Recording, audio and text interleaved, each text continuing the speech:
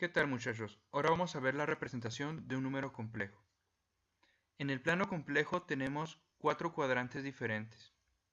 En cada uno de ellos vamos a ver que el número complejo tiene diferentes características. En el primer cuadrante las componentes del número complejo, las reales y las imaginarias, ambas son positivas. En el segundo cuadrante tenemos que solamente la parte real es negativa, mientras la parte imaginaria es positiva. En el tercer cuadrante, ambas componentes ahora son negativas.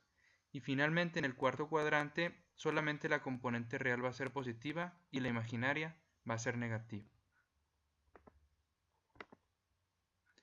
Vamos a ver cómo encontrar el ángulo y la magnitud de un número complejo dependiendo del cuadrante en el que nos encontremos. El primer cuadrante es el más sencillo, ambas partes son positivas. Ya hemos visto cómo calcular el módulo, la magnitud o la norma de un número complejo. Nosotros la denominamos R y es simplemente la raíz cuadrada del número complejo que multiplica a su complejo conjugado, que también se traduce en la parte real al cuadrado más la parte imaginaria al cuadrado, y luego, sacándole la raíz, obtenemos ese valor de R. En este caso tenemos que el número complejo es 1 más i, entonces R es simplemente la raíz cuadrada de 1 más i por 1 menos i. Obtenemos 1 al cuadrado menos i al cuadrado. Recordando que el valor de i cuadrada equivale a un menos 1, entonces esto cambia a ser simplemente 1 al cuadrado más 1 al cuadrado, que es la raíz de 2. Ahora bien, para encontrar el ángulo, que es la abertura que tenemos aquí en color morado, tenemos que recordar el teorema de Pitágoras. En este caso, este triángulo tiene un cateto opuesto igual a 1 y un cateto adyacente igual a 1. El cateto opuesto va a ser representado con la parte imaginaria y el cateto adyacente con la parte real. De esta forma, la tangente del ángulo va a ser la división de la parte imaginaria entre la parte real, es decir, 1 sobre 1, que nos da 1 nuevamente. De esta forma, al momento de despejar el ángulo, tenemos que este va a ser la arcotangente de 1, es decir, 45 grados. Vamos a ver lo que sucede cuando nuestro número complejo se encuentra en otro cuadrante.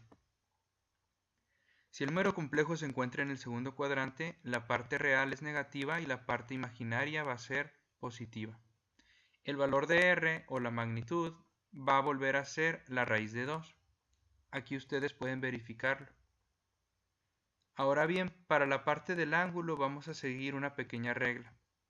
Vamos a sustituir los valores tal cuales de las componentes reales e imaginarias para el valor de la tangente del ángulo. Sin embargo, a la arcotangente de ese resultado vamos a sumarle 180 grados. Así, la tangente del ángulo, que es una abertura mayor a la del cuadrante 1, va a ser la división de la parte imaginaria entre la parte real. La parte imaginaria va a ser 1 y la parte real va a ser un menos 1. La división nos da un menos 1. Si calculamos la arcotangente de menos 1, obtenemos un ángulo negativo. La suma de 180 grados es justamente para que nos dé un resultado que está dentro del segundo cuadrante, es decir, 135 grados. Los ángulos que vamos a obtener para el segundo cuadrante están entre los 90 grados y los 180 grados. Vamos a ver lo que sucede con el tercer cuadrante. En el tercer cuadrante, ambas cantidades o las componentes de nuestro número complejo son negativas. El valor de R, o la magnitud de este número complejo, se vuelve a calcular de la manera que ya lo hicimos antes y vamos a obtener el mismo resultado, que es la raíz de 2. Para determinar el ángulo que nos da una abertura mayor a 180 grados pero menor a 270 grados, tenemos que volver a utilizar un pequeño truco, el cual consiste en sumarle nuevamente 180 grados a nuestro resultado para la arcotangente. Si repasamos, la tangente del ángulo vuelve a ser la división de la parte imaginaria entre la parte real de nuestro número complejo.